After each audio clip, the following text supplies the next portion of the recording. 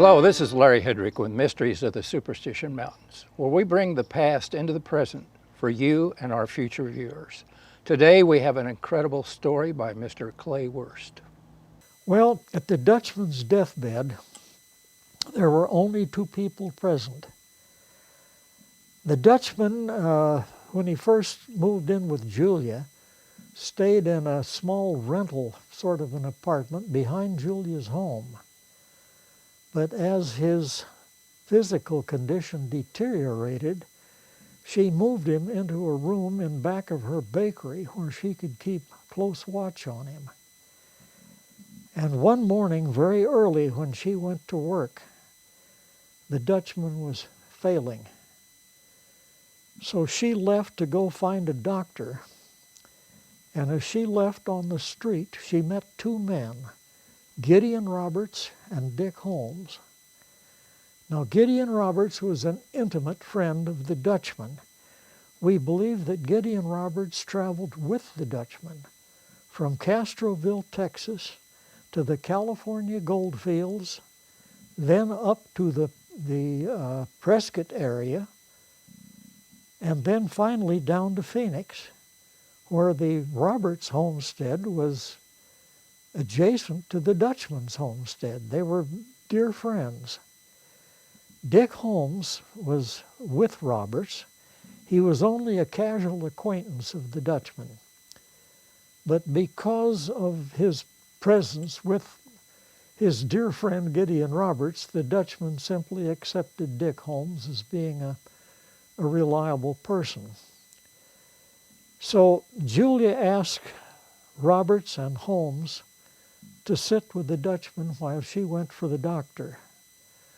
Well, she was delayed 2 hours. The doctor was delivering a baby. And by the time she got back, the Dutchman had died. Well, in the 2 hours that Julia was gone, the Dutchman made what we call his deathbed revelation to Holmes and Roberts. Now, there was on the western frontier, even among unchurched people, the idea that on your deathbed you make what they called your final confession. They called it making your peace.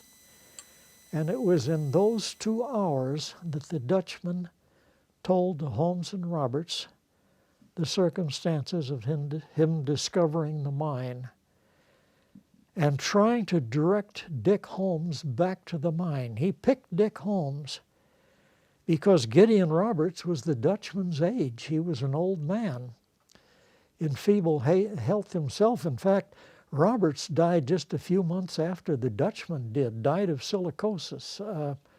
They called it miner's disease in those days. In telling about the mine, he told Dick Holmes, he said, "Under my bed in a miner's candle box is what I have left of the ore out of the mine." He said, "I made 3 caches back there. I didn't trust banks. I made 3 caches of gold back in the mountains. A large cache and 2 small caches.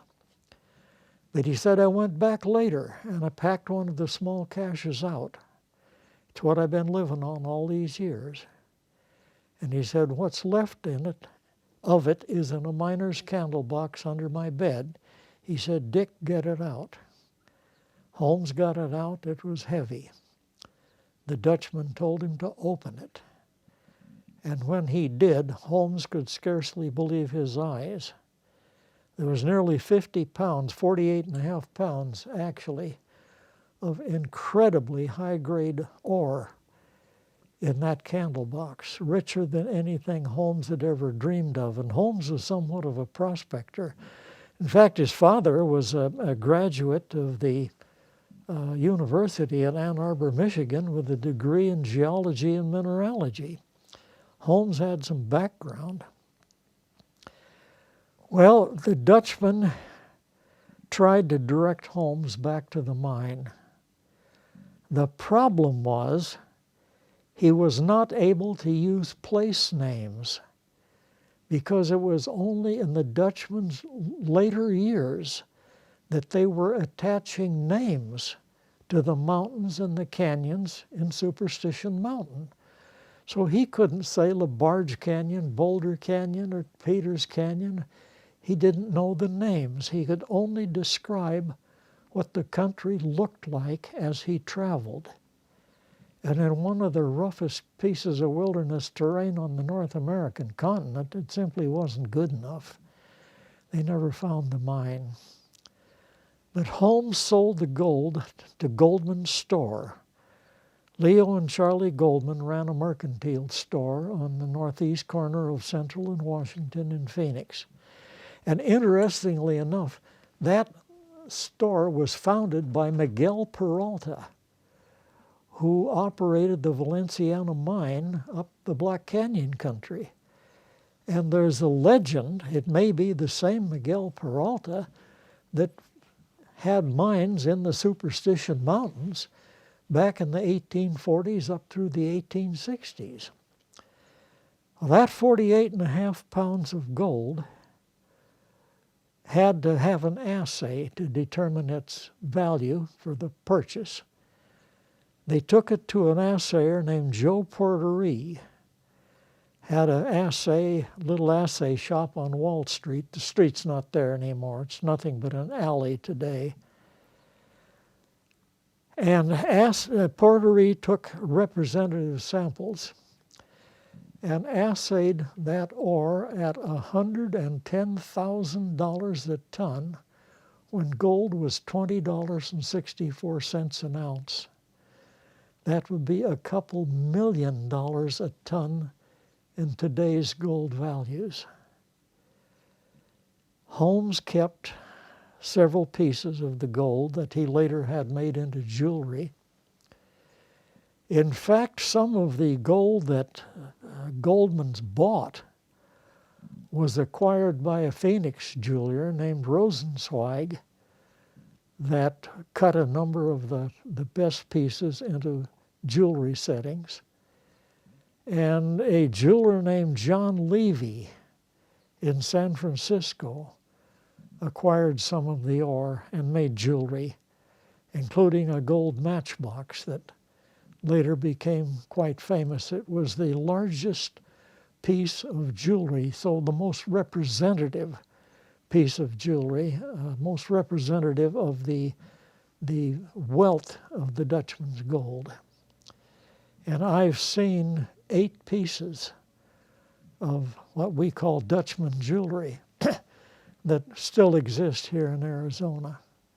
It's all the same stuff. It is all incredibly rich. The actual assay is not documented. Now, Joe Porterie's records are still in existence, but they're all in French and they've never been translated. They're down at Superstition Mountain Historical Society. The chances of him actually retaining assay records over many years is pretty doubtful, although the possibility still exists that that assay could be of record. But no, there's no actual documentation on this. And you know, some people say, oh, this can't be true because, you know, Dick Holmes wasn't rich. He died the same as everybody else did. And I always ask him, well, where was he buried? Well, I don't know where he was buried. Well, he was buried in a marble crypt in a mausoleum in Phoenix. He wasn't buried in Potter's Field. Holmes evidently was in possession of a substantial amount of money. And he said that's where it came from. When the Dutchman died at Julia's home, Julia and Riney felt that the Dutchman had, even though he had never taken them to the mine, that he'd told them enough about it that they might stand a chance of actually finding it. But neither one of them was qualified to search. But Riney had his brother Herman and his father Gottfried, both experienced miners, that were at that time living near Helena, Montana, probably not right in town. But Riney wrote a letter to his father and his brother outlining some of the story and telling the clues that he knew of to try and convince his brother Herman and his father Gottfried that they really had something to go on, that Gottfried and Herman should come down and organize a search for the mine, which they did. But again, the sketchy part that Riney and Julie had picked up just wasn't good enough. That's big country back there. Terribly rough, big country. They never found the mine. One of the most popular theories for the source of the Dutchman's gold was that he worked at the Vulture Mine and stole rich specimens of gold. And there was extremely rich gold at the Vulture Mine at Wickenburg. Now, I mentioned that the assayer that assayed the gold under the Dutchman's bed was a man named Joe Porterie. Well, when that rumor came out that gold under the Dutchman's bed came out of the Vulture Mine at Wickenburg, Porterie threw up his hands and said absolutely not, that there was rich mine in the Vulture, but it was nothing like what was under the Dutchman's bed. And Porterie should have known, because the chief assayer at the Vulture Mine was Joe Porterie. That's all that man did from morning till night was handle Vulture ore. If the Dutchman's ore had been from the Vulture, Porterie would have recognized it immediately.